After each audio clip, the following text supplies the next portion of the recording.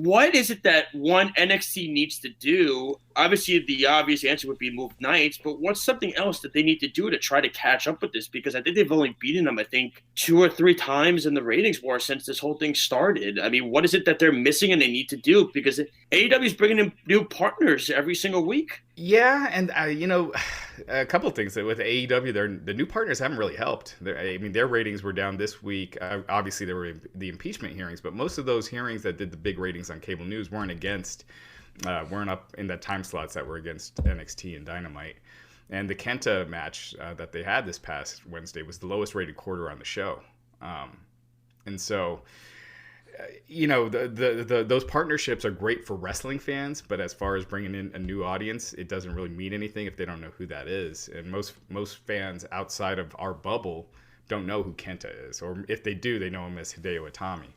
But for NXT, I mean, you just look at Dynamite and you look at NXT, and NXT, just the presentation. And again, in the wrestling bubble, NXT with the action and everything, the matches are usually great. So that's great for their bubble of fans. But if you're trying to bring in new fans, it looks dreary. It looks like it's in this really small warehouse, and they're just so obsessed with just black and gold that there's like no color. It's not lively. Whereas you look at Dynamite and it's colorful. It looks exciting. The presentation is just when they had fans, it was my favorite presentation in all of wrestling right now. And so I think that's one thing is really upgrading, and I'm not saying do the Thunderdome. It should have its own unique look and feel, but make it lively. And the second thing, when NXT has beaten AEW in total viewers several times, but only once in 18 to 49, and that was last year. It was starting to get really tight in last December, so December of 2019, and NXT was actually beating AEW more than they were losing. And during that time, what was happening was they made NXT look like a strong third brand. They won the Survivor Series. They were appearing on the main roster shows. They weren't losing. It looked like it was an equal to Raw and SmackDown. And since then, they've made it look so far like it's not on the same level. The guys aren't, when they're included in the Royal Rumble, they're thrown out pretty quick. I mean, Raj, it's back to where it was. They didn't even put them in Survivor Series this year, which right. I thought was insane. Yeah. I spoke, while you were on the show, but I spoke to Alex about that. I can't believe they did not include them when you're in a rivalry. How do you, after they were the team that won Survivor Series last year, and then this year they're not in it at all? That makes no sense. Yeah, we asked Triple H about that on that media call before that. Before that takeover that was happening, gosh, when was that? I think it was December, so it was after Survivor Series when we asked why they didn't do that. Triple H was saying it was because of the COVID safety reasons, because the NXT talents are more with the PC students, and sure, and so that's why. But I don't know if I totally buy that. Just watching the show, you could tell that Vince doesn't see NXT on the level of Raw and SmackDown, and he has a point. Raw and SmackDown do 3 times the ratings that NXT does, and NXT keeps falling. And part of that, I think, this Dusty Rhodes Tag Team Classic has been just a ratings disaster, and they just keep falling with that. So yeah, I think the 2 big things is making NXT look like it's on the level again, and changing up the presentation. We touched on it for a second about the AEW and New Japan partnership, but 2-part question. One, is Wrestle Dynasty still planned to happen? And if it is, will that be the first time we see AEW and New Japan talent meeting? After, Kenta. Right. It's so tough to say, because right now, just going to Japan, you need a quarantine for 2 weeks. That's time you're missing from your own show. So you don't want your top guys, missing your show. So I think everything's up in the air, but right now, clearly that door is open. So, so again, for fans in New Japan, now all of a sudden Okada versus Omega again, definitely seems like a possibility. And you see Lala's face when you said that, Raj. Yeah, like Okada Omega 5. Raj, you're talking, doing an MSG show. That's what I'm saying. You're talking Madison Square Garden, Kenny Omega versus Kazuchika Okada. ROH sold out Madison Square Garden with New Japan. I'm sure AEW. We were there for that. Were you at that show? At the MSG show? Yeah. No, I was at NXT that night. Okay. That was against NXT, right? No, NXT No, was Hall of Fame. That was Hall of Fame. So you were Oh, at the the Hall of Fame show then. What was that? I think I was at MLW. This was in New York, right? This was in New York. So, yeah, NXT Loud. We went to NXT Friday, which I think we could all. And I don't want to interrupt the question, but I also think the best match. We went to Mania, Supercard, NXT. I thought the best match of the whole weekend was probably Cole Gargano at Takeover, but the best show overall was the G1 Supercard show. I thought it was. Yeah, I thought it was great. When I watched it back, it felt like ROH was starting to really get some momentum, and man, how quickly that they've fallen because they ruined themselves at that show. Yeah, they shot themselves in the foot at that show so badly. Yeah, and if Sinclair really wanted to up their presentation and production, because ROH had that same NXT feel, the dark, hard to bring in a mainstream fan that doesn't already watch wrestling, and if they just upped it to look like what the AEW show and really bring in the talent, there might not be an AEW, and ROH might be kind of in the position AEW is in now, but that didn't happen. I've seen many different articles on Wrestling Inc. website, including big articles about Roman Reigns, different topics. So my question for you is, what is the history behind Wrestling Inc.? Like, how did that start for you? How did that come into play? So I started it way back in the day. So I don't know how young you guys are, but it might be like you guys were probably like really small. I started in '96. It started as a newsletter and there was this site called GeoCities. They gave out free websites, and I was in engineering school. I hated engineering, and I was like, I need to learn something else. So my girlfriend, my wife now, she was out of town one weekend. I'm like, I'm just going to learn. I'm not going to go out. I'm just going to learn how to make a website. I signed up for a GeoCities account. I was getting way back into wrestling. I was a fan in the 80s. Started losing a little interest in the early to mid 90s, and then I was starting to get back into it. So I was like, all right, this is a topic I know well. I'm just going to blog my thoughts or write a column, as they called it back then. And then it just started picking up steam, and I was just obsessed with making it look better and getting more traffic, and it just started to grow. So in '97, so next year will be 25 years.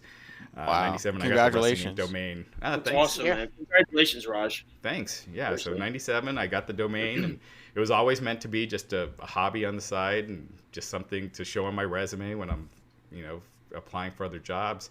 And it just got bigger and bigger to where now it's a full-time gig, and we have like 23 people on our staff between podcasters and writers and people that handle social media and things like that. And it's just such an awesome job. It's stressful because you never get time off, but it's awesome. There's always something interesting, and that's why we wanted to get you on, because you're, there's so many different websites out there, like Ringside News and Sportskeeda. Yeah, you know what I mean. There's so many, and your site is one of the most credible ones out there, and you're also one of the biggest ones that are growing. You said it yourself. I mean, you're growing every single week. It's a full-time gig now, which I don't know. Like I said, you didn't anticipate that. I don't think at the time, Right, but it's awesome. I really want to get your thoughts on this, because this was a topic that the three of us discussed on the show last week. It's about the Royal Rumble. And the Women's Royal Rumble, I think we all agreed was the right call with Bianca Belair. It's the Men's Royal Rumble match we can't seem to see eye to eye. Yeah. Because there's some of us here that think Edge was the right call. There's some of us here that don't understand it, that they missed an opportunity to build another superstar, and they go backwards. What were your thoughts when Edge won the Rumble, and do you think it was the right decision on them making Edge the winner? I think for where the storylines were that day, it was definitely the right decision. I would have preferred that they started building up someone younger, or a younger star back like last August, to have that momentum going into the Rumble and then win the Rumble, and then have that steam behind them going into WrestleMania. But they didn't have that. So with that storyline, Edge cut that killer promo. Him versus Roman Reigns feels like the biggest match they can do right now because of that, and Roman Reigns is so hot. But yeah, man, like they'd been beating Daniel Bryan every week. If back in August they started a storyline where Daniel Bryan was saying he wants that title back, he needs that title back, for his child or whatever, and build that storyline. He's just getting wins and building momentum, and Reigns is dodging him, and then he wins the Royal Rumble. That would have been awesome, but they didn't do that, and he was cold. And Cesaro, they had only been building him a couple weeks, and we had first reported that Cesaro's contract was actually coming up after WrestleMania, so it made sense why they couldn't push him too hard. And then he's since re-signed, but so with where they were that day, because they haven't been building new stars, with where they were that day, I thought it was the right move. Really quick, I just want to add one last thing. Would Edge maybe facing Finn Balor or carrying Cross for the NXT Championship be a better call? You think that him facing? I know you said Roman. Would that be the better idea? Maybe. I don't think so. Just because NXT is so low on the pecking order that it's not as big of a match, and WrestleMania is where you want your biggest matches, and I think the one that will get the most attention, that will get the more. I mean, when I look on the website, an NXT article, just in general, like a match announced for NXT that night doesn't really do much, whereas Dynamite will do better. Raw usually does the best, even though it's the most panned show of all of them. We don't hate Raw here. We don't can't stand it. Very much. Especially Lyle. Lyle can't sit through it at all. It's awful. It's tough when weeks where I'm not doing the post-show podcast, I don't watch it live. I go back and kind of fast forward through it. I don't blame you. Yeah, it's a tough 3 hours, and you see the ratings. I mean, they're dropping to really bad levels right now. This is supposed to be their hottest period, and they did 1.7 million viewers this past Monday. And Royal Rumble to WrestleMania is supposed to be where they get their biggest growth. They peak a couple weeks after WrestleMania with the draft, and then ratings start falling, and then they keep falling until the fall, and then until the end of summer they go up, and then they fall big time when football comes back. So if this is the high that we're seeing right now, it's going to be scary in the fall. Thunder Rosa. A while back, there were a lot of rumors about her contract ending. It turned out that she was still contracted with NWA for a while. What are you hearing about what she might do after her contract's up? Is she going to stay in AEW, go to WWE? Well, I think she's made it pretty clear that she's not staying with NWA when her contract's up. I mean, with the way AEW is pushing her, she's been doing just awesome on that show. It just seems like a no-brainer to me. I could see WWE wanting to make a play, but I think just she's in that environment. She's being featured, so I can't see her not going to AEW.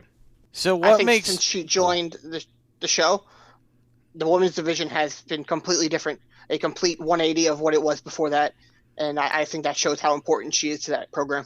Oh yeah, for sure. Her and Britt Baker are the stars of that division, and they're carrying it. I think Hikaru Shida is great, but she doesn't have that charisma, in my opinion, like Britt Baker or even Rio before she had to before travel issues stopped her from appearing. But I think Thunder Rosa is a no-brainer for them to do what they can to keep her. Alex, you're up, man. So what makes Wrestling Inc. different than other wrestling news sites when coming up with ideas? Because we see a lot of different articles that get pieced together, and one of my favorite articles that I've seen that you guys wrote was about Roman Reigns switching into his his new persona. So I just want to get your thoughts on that, like what ideas you guys come up with. Yeah, so, you have certain articles, like when a match is announced for Raw, that every site is going to have that. We try to come up with our own unique content as well. And also, we have, again, 25 years of consistency. Like, if you go to Wrestling Inc. a day later, there's going to be a ton of articles that that are new, that you haven't seen yet. And we do daily interviews, and, we really have been consistent with that. And so... And we get some weird ones. So, we had WWE lawyer Jerry McDivitt, on, and Andrew Yang, and some people you wouldn't expect. We have one of the stars of Young Rock that's premiering on Tuesday that we're gonna have in this next week. So we've had actors, politicians, and of course wrestlers. We had the Bushwhackers last week; they were great. So the daily interviews, interesting content, and staying consistent. And I think, if you go to a restaurant and the food tastes different each time, you're not going to keep going. But, you know, No. that you like. Yeah.